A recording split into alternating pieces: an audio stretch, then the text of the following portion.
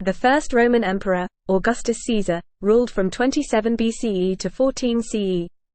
He was generally well liked for bringing peace to Rome, and because he offered cheap food that everyone could afford.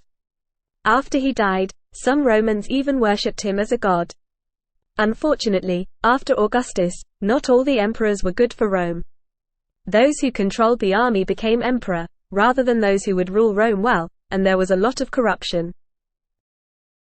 The empire grew for a while, but by 117 CE, it wasn't going to get any bigger. The year 117 CE was when Hadrian became emperor. He realized that due to the size of the empire it would cost too much money to take any more land. At this time, the population of the empire started to decline. This meant less food was grown, less taxes were collected and less people were in the army. From the 3rd century CE, Germanic tribes started to attack the edges of the empire. Due to the empire's size, it often took a long time for soldiers to reach the places where these attacks happened. The Emperor Constantine decided to split the empire in two, to try and make it easier to rule and defend. However, this didn't help and over time the attacks got worse. In 410 CE, Rome was attacked and the Germanic tribes killed many Romans and destroyed much of the city.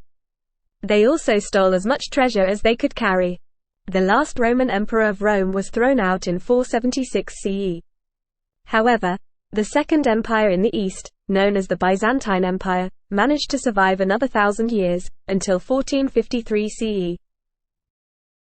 The Romans believed in many gods and goddesses, just like the Greeks and Egyptians.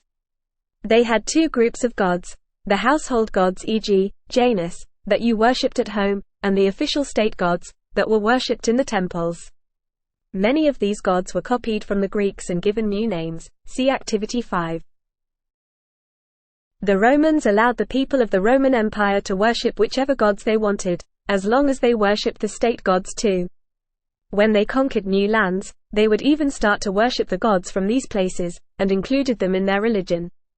Possibly because they didn't want to risk offending these new gods, if they were real. Just like the Greeks, they were afraid of upsetting the gods and being punished. There were religious festivals every month in honor of the different gods and goddesses. People liked them because they were usually public holidays, so they didn't have to work.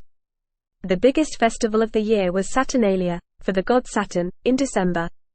It began as a way of celebrating the end of farmers planting their seeds. It eventually became a festival of parties and giving presents. Some historians think it is the basis for Christmas. During Saturnalia, slaves had their freedom for a few days, and their masters would even serve them for a change. Later, Christianity appeared in the Roman Empire. At first, Christians were treated extremely badly, often being executed, or used in the games, fighting lions, to entertain other Romans. Whenever something bad happened in Rome, such as a fire or a plague, the Christians were usually blamed. However, more and more people converted to Christianity anyway, and in the 4th century CE, even the Roman Emperor Constantine became Christian. By the start of the 5th century CE, most Romans were Christians and most of the temples to the old gods had been shut down.